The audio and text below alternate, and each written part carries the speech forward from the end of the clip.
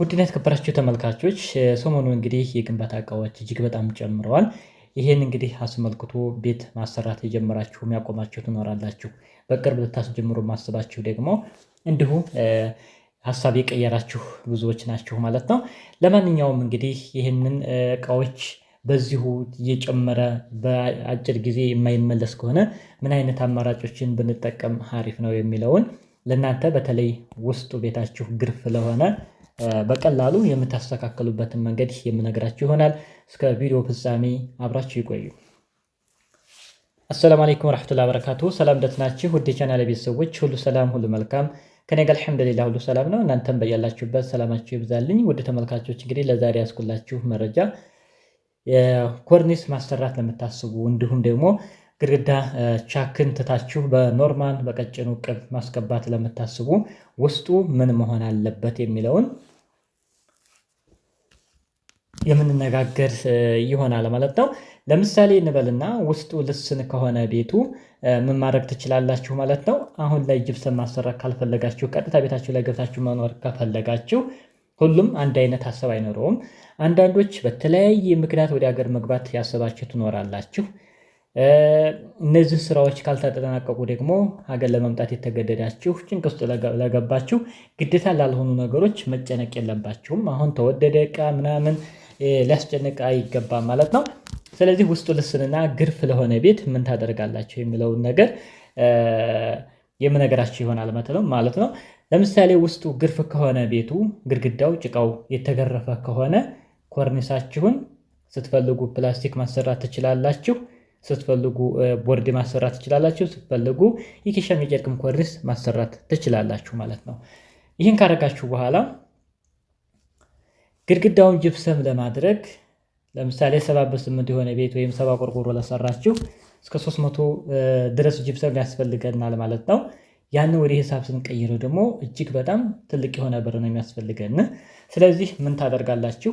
ኮርኒሱን ፕላስቲክ ኮርኒስ ብታደርጉ እንበልና ግድግዳው ልግርፍ ስለሆነ በ15 ወይም በ12 ኪስ ጅብሰም በቀጭኑ ይቀባል ሙሉ ክፍሉ ማለት ነው። ከዛ ላይ ቀለማችሁን ቀብታችሁ በቀላሎች መገላገል ትችላላችሁ ማለት ነው። የሆነ ሰዓት ላይ ፈለጋችሁበትን ጊዜ ያክል ኖራችሁ መሰራትም ስለሚችል ድጋሜ በዛ ልክም ወደ ሀገራችሁ መግባት ላሰባችሁ በዚህ መንገድ አሰርታችሁ መምጣት ትችላላችሁ።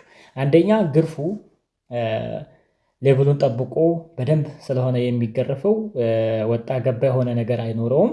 ቀለሙ ጅብሰሙን ቀለሙን በወፍራሙ ሲሰጥ ቆንጆ ነው የሚሆነው። ስለዚህ ከእንደዚህ አይነት አሁን ላይ እስከ 500,000 ከዛም በላይ የሚያስወጣውን ወጭ ወደ 200,000 ብር ቋጭት አድርጋችሁ በቀላሉ ማሰራት ትችላላችሁ ማለት ነው። ይህንን እንግዲህ በማሰብ 7/8 ወይም ሻወርን ጨምሮ 5 ክፍል ለሆነ ቤት አሁን በነገርኳችሁ መልኩ ማሰራት ብናስብ ስንት ብር ይወስዳል የሚለውን በዝርዝር የምናይ ይሆናል ማለት ነው። ፕላስቲክ እንግዲህ 70 ካሬ ፕላስቲክ ያስፈልገናል። በ650 ብር 45500 ብር። ሞራሌ 18 ስር ያስፈልገናል። የአንዱ ስር ዋጋ 2500 ነው። 45000 ብር ለሞራሌ የሚያስፈልግ ይሆናል። ሚስማር ጠቅላላ 7 ቁጥር 159 ጠቅላላ ብሎ 6000 ብር ለሚስማር የሚያስፈልግ ይሆናል።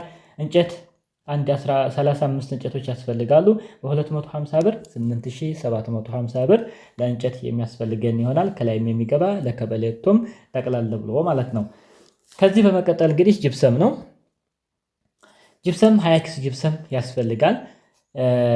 ከ12 እስከ 14 ያለው ለግድግዳ ቢሆን ከዛ ላይ እንደገና ምን አለ ፍሬም ገጠማ ጭምር ስላለ ማለት ነው። ፕላስቲኩ ፍሬም ስለሚገጠም እነሱን ጨምሮ እንግዲህ እስከ 20 ኪስ ያስፈልገናል። በ700 ብር 14000 ብር ለጅብሰም ያስፈልገናል። ቀለም 12 ወይም 3 ካርቶን ቀለም የሚያስፈልግ ይሆናል። እሱም 18000 ብር ለቀለም የሚያስፈልግ ይሆናል። ሌላው የእቃ ማጓጓዣ ነው። ከላይ የጠቀስናቸው ሙሉ ጠቅላላ አድርጎ ለወዛደርም የመኪና ጠቅላላ ብሎ እስከ 10000 ብር የሚያስፈልግ ይሆናል። ከዚያ በኋላ የባለሙያ ከ35000 እስከ 40000 ብር የባለሙያ ያስፈልጋል ማለት ነው። ውድ ተመልካቾች እንግዲህ ፕላስቲክ ኮርኒስ ተሰራ፣ ፍሬም ተገጠመ። ግድግዳው እንግዲህ ግርፍ ነው ብያቸዋለሁ። ግርፍ ለሆነ ቤት ነው። ከግርፉ ላይ በቀጭኑ ምን ይሆናል? ጅብሰም ይቀባል። ከዛ ላይ ቀለም ይቀባል ማለት ነው። ይህን ጠቅለል አድርጎ እንግዲህ ለመስራት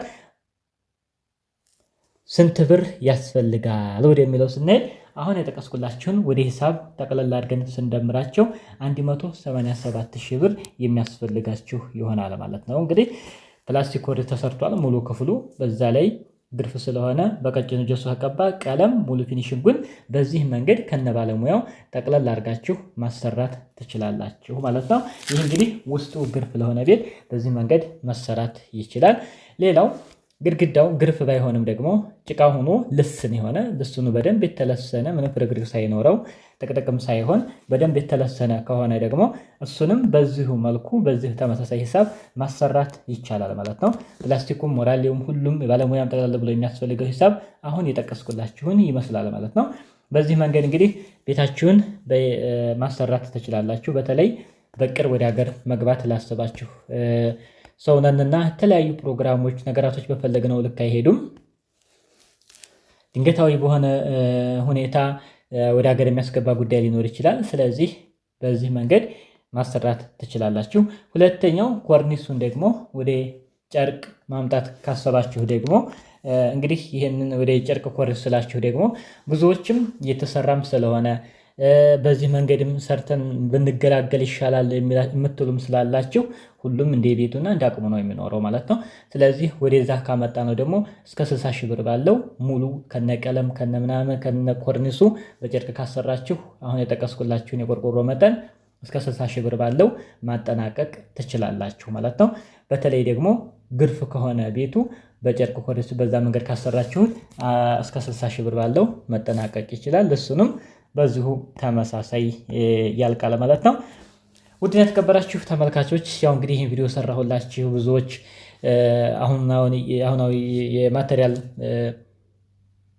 ሂሳብ እያያችሁት ስለሆነ በ300,000 350,000 ብር ሲያልቅ የነበረው የፊኒሽንግ ስራዎች ወደ 500 እና ከዛም በላይ ወደ 500,000 እና ከዛም በላይ እያሳየ ነው ያለው ማለት ነው። ምክንያቱም በማይታመን ሁኔታ በጣም ነው እየጨመረ ያለው። አገራችን ላይ ምን አለ እቃዎች በጣም ጨምረው ተረጋጉ። ለምሳሌ አሁን ነዳጅ ነው ተብሏል። ነዳጅ እንኳን መጥቶ ቢረጋጋ የተወሰነ ነገር እንጂ የሚቀንሰው መጀመሪያ ወደ ነበረበት ተመልሶ አያውቅም በብዙ ተሞክሮዎች ማለት ነው።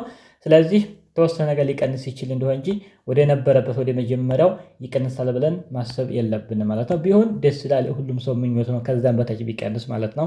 ነገር ግን የበዛ ልክ ደግሞ እየቀነሰ እያየነውም አይደለም ማለት ነው። አላህ ሰላም ያደርግልን አገራችንን ማለት ነው።